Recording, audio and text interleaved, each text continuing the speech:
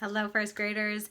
Day 5, final day of our fairy tale work. So maybe you started your story yesterday with your setting and your characters and your conflict. I'm very excited about them. Today we're going to hopefully finish them up.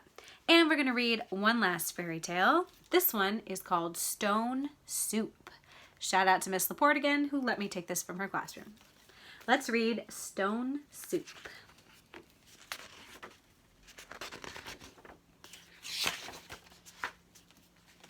A young man was walking. He walked and he walked. He walked all night and he walked all day. He was tired and he was hungry. Ooh, he looks tired. At last he came to a big house. What a fine house, he said. There will be plenty of food for me here. He knocked on the door.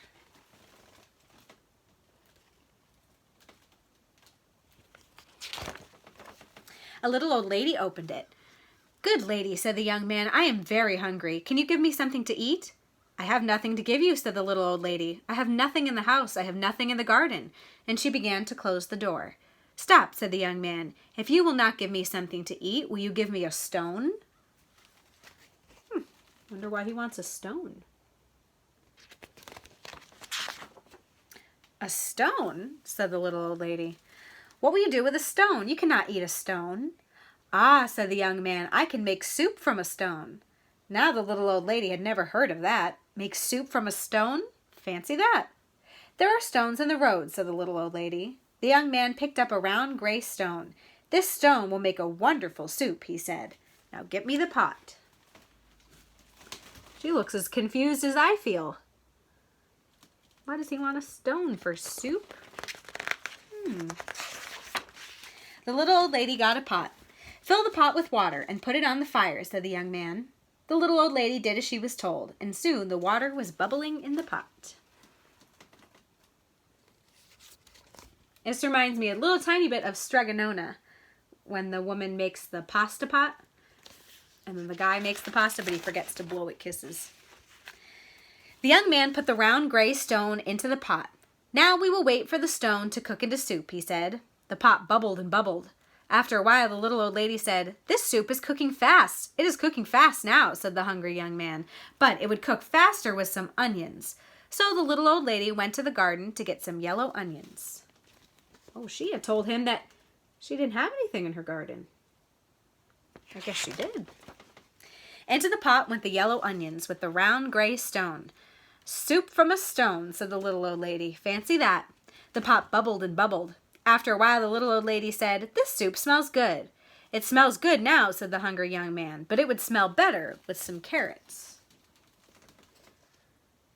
I'm starting to get an idea of what he's up to. I wonder if you are. So the little old lady went out to the garden, pulled up the carrots, all the carrots she could carry. Into the pot went the long, thin carrots with the yellow onions and the round gray stone. "Soup from a stone," said the little old lady. Fancy that. The pot bubbled and bubbled. After a while, the little old lady said, "This soup tastes good." "It tastes good now," said the hungry young man, "but it would taste better with beef bones."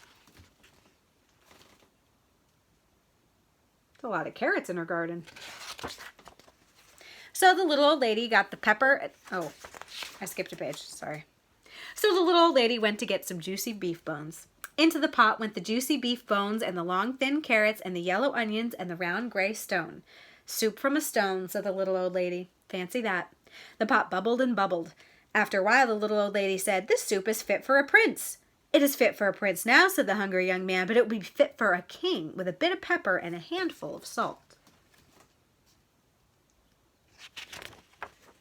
So the little old lady got the pepper and the salt. Into the pot went a bit of pepper and the handful of salt, with the juicy beef bones and the long thin carrots and the yellow onions and the round gray stone. "Soup from a stone," said the little old lady. Fancy that.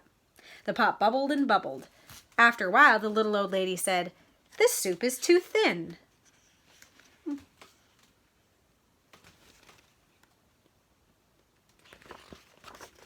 "It is too thin now," said the hungry young man, "but it would be nice and thick with some butter and barley." So the little old lady went to get butter and barley. Into the pot went the butter and barley, with a bit of pepper and the handful of salt and the juicy beef bones and the long thin carrots and the yellow onions and the round gray stone.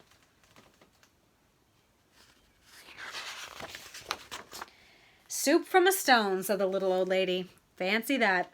The pot bubbled and bubbled. After a while, the little old lady tasted the soup again. That is good soup, she said. Yes, said the hungry young man, this soup is fit for a king. Now we will eat it. Stop, said the little old lady. This soup is indeed fit for a king. Now I will set the table fit for a king. So she took out her best tablecloth and her best dishes.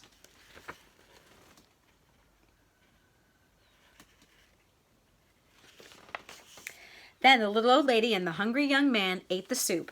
The soup made with the butter and barley and the bit of pepper and the handful of salt and the juicy beef bones and the long thin carrots and the yellow onions and the round gray stone.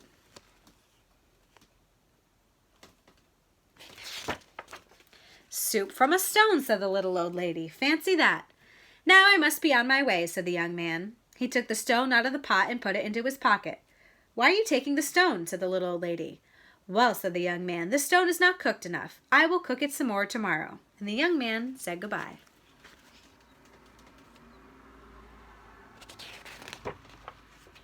He walked on down the road. He walked and he walked. What a fine supper I will have tomorrow, he said to himself. Soup from a stone. Fancy that. He totally tricked her. It wasn't really soup just made from a stone, was it? They put all the ingredients you would normally put in soup into a pot. But she thought it was just made from a stone. That was pretty clever. So today, work on the ending of your fairy tale. There are many different ways you could end a fairy tale. You could have the traditional happy ever after. You could have a paper bag princess type of ending where someone's fine just on their own. You could have a stone soup ending. Someone just walking off after having tricked somebody. Think about how you would like your fairy tale to end. If you want me to read your fairy tale, make sure that your grown-up sends me a picture of it because I would love to see what you came up with. This has been a lot of fun. I hope you enjoyed it too. I also wonder which was your favorite fairy tale. Maybe you can have your grown-up let me know that too if they send me a picture. See you next time. Bye.